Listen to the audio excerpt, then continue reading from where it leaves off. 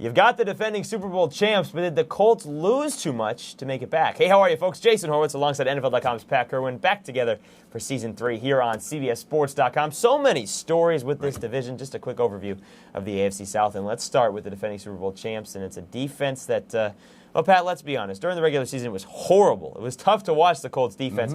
Postseason, though, it's the reason they got to the Super Bowl, but they already lost a lot during the offseason. They lost Anthony McFarland. Which defense will we see in 2007? Well, to go back to when they made that big transformation from bad to good that Jason talked about, it was a speech by Tony Dungy who said, it's about tackling, fellas. You're not tackling very well and you're not in the right spot. And actually, I never thought this could happen to pro football players. They listened to the head coach and they started to play better.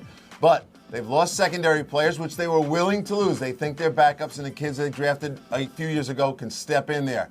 They did not want to compete for Cato June's services. They thought he was undersized, and they would survive without him. But then they lost Anthony McFarland, their defensive tackle. This is a team that's not very stout against the run. If you saw them line up in a football field, you'd be shocked at how small they are.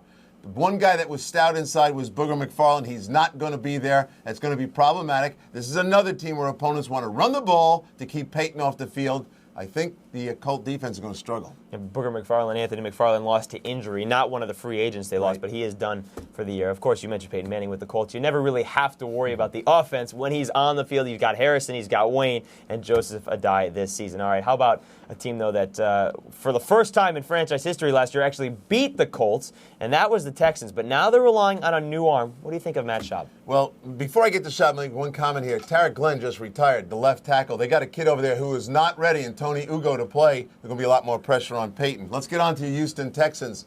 I'm not overly excited about this team. I think they're a year away from saying that they're capable of being playoff contenders. To me, my hat goes off that you finally beat the Colts. It was the first time in your franchise history. Matt, Schaub is a guy that hasn't played 16 games before. He's going to struggle as time goes on. I think he's the right choice at quarterback, but not ready yet.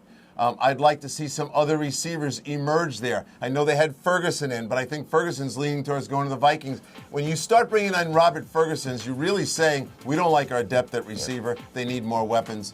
So I'm looking at the Texans as a team battling to get to 8-8. And it was a team that defensively struggled as well. How about a team that passed on Vince Young? And, of course, that was the Texans. He, of course, with the Titans, and they were very happy to have his service. But, nobody gave the Titans any credit last year, or at least at the beginning of the season, or a chance to win a lot of games. He led them to 8-8, at one point winning 6 straight games. But he doesn't have much of a supporting cast. How much can he continue to do on his own? Well, I don't think he can do a lot more on his own, and I think we have to remind the viewers here that the defensive coordinators around this league have really been studying Vince this offseason. They're not going to let him beat him with his legs. Now, we've seen this kind of thing come on before. Randall Cunningham was a guy 15 years ago that had that trait, and they corralled him, and it really shot him down that way. The supporting cast isn't good enough. I worry about Lendell White. Lendell is a talented player. He's overweight. He's not the dynamic runner. And when you start playing against a guy that you know can't break away from you, you get much more aggressive on defense, stopping the run and closing it out at the line of scrimmage. I think Tennessee will struggle. I'd like to see them do better than they did last year. This is a terrific football coach in the last year of his contract. If they were wise, they'd get him signed right now. I think Vince will have some problems, and he's going to be frustrated by some of the looks. He got sacked 25 times last year. For all his athletic ability, he still took 25 sacks. Real quickly on the Titans, defensively, they've also been pretty bad the last couple of years. Is that any better this year? No, they are matchup corners out basically for the year now in Pac-Man Jones. Say what you want about him. I'm not particularly pleased with his off-the-field life, but he was a matchup corner. He could play the best receivers. You don't have that matchup corner. You're going to struggle in defense. The pass rush is only so good as the guys covering behind him. All right, now that we've done the other three, now you come to maybe the most unsexy team in the NFL. Every year, Jacksonville just kind of lays in the weeds, but every year they're always a playoff contender. Jack Del Rio has always got the team in contention. Will this year be any different? I like Jacksonville. As a team I spent a lot of time with this summer. We all know about the 2 defensive tackles, the best tandem in the NFL. They can stop the run. They can clog up everything. They can collapse a pocket. They're healthy right now, and they were in a great mood about this season. When it all gets shaken out here, it comes down to that quarterback, Byron Leftwich. Last year of his contract, he's got to play well for the Jacksonville Jaguars to be inspired to give him a new deal. I was alone with Byron. Byron does not care about that issue. He is not taking that to the field. He's not like some of the players that are frustrated about that situation. He has absolutely taken it as a challenge. He's in tremendous shape.